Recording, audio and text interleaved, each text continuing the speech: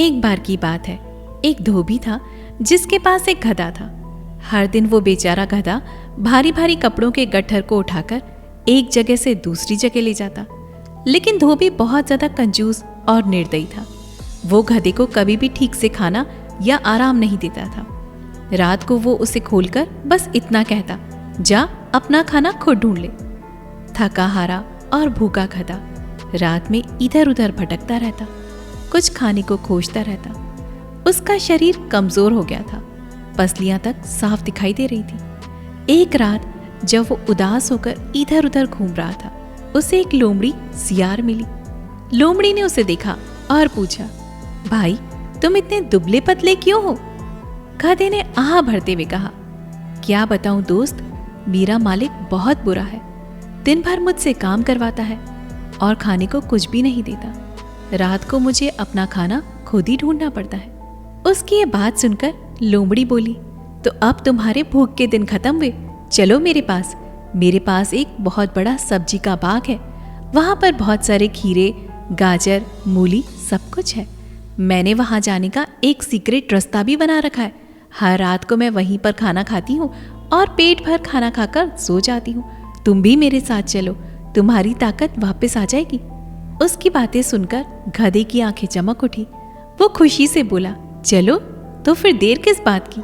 उस रात दोनों चुपके से बाग में घुस गए।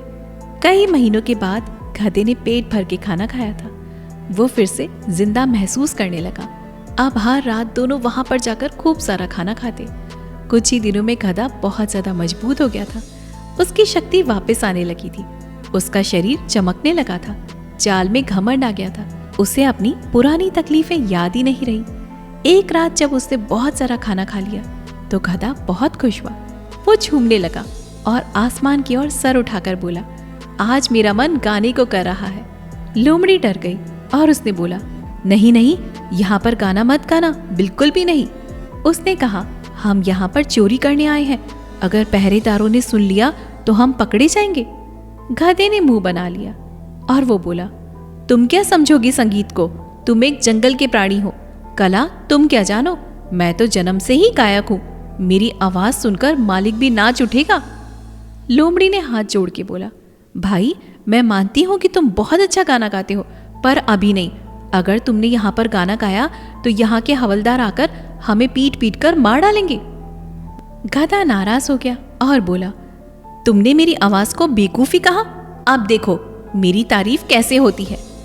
लोमड़ी ने देखा कि गधा तो अब मानने वाला ही नहीं है, तो उसने चालाकी से कहा, ठीक है भाई, तुम एक बहुत बड़े महान गायक हो, रुको मैं तुम्हारे लिए फूलों की माला लाती हूँ। तुम 10 मिनट के बाद में गाना गाना शुरू करना।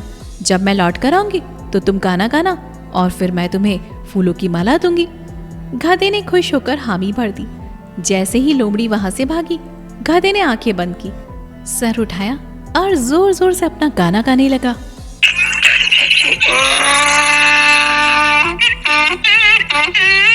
बाग के चौकीदार जाग गए और डंडे लेकर वहां पर दौड़ पड़े और बोले, वो रहा वो गधा, यही हमारी सारी सब्जियां रोज रात को आकर खा जाता है।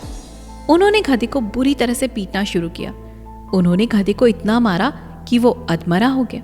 दूर से लोमड़ी ने ये सब कुछ देखा और सर हिलाया और धीरे से बोली, मूर्ख वही है जो सच्चे मित्र की बात को ना सुने।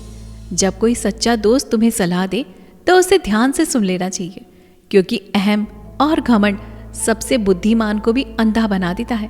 तो याद रखिए, जो अच्छी सलाह को ठुकरा देते हैं उन्हें जिंदगी जरूर से सबक सिखाती है, मगर दर्द के जरिए।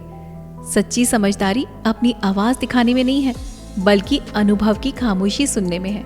हर चेतावनी आलोचना नहीं होती, कभी कभी वो प्यार का रूप भी होती है।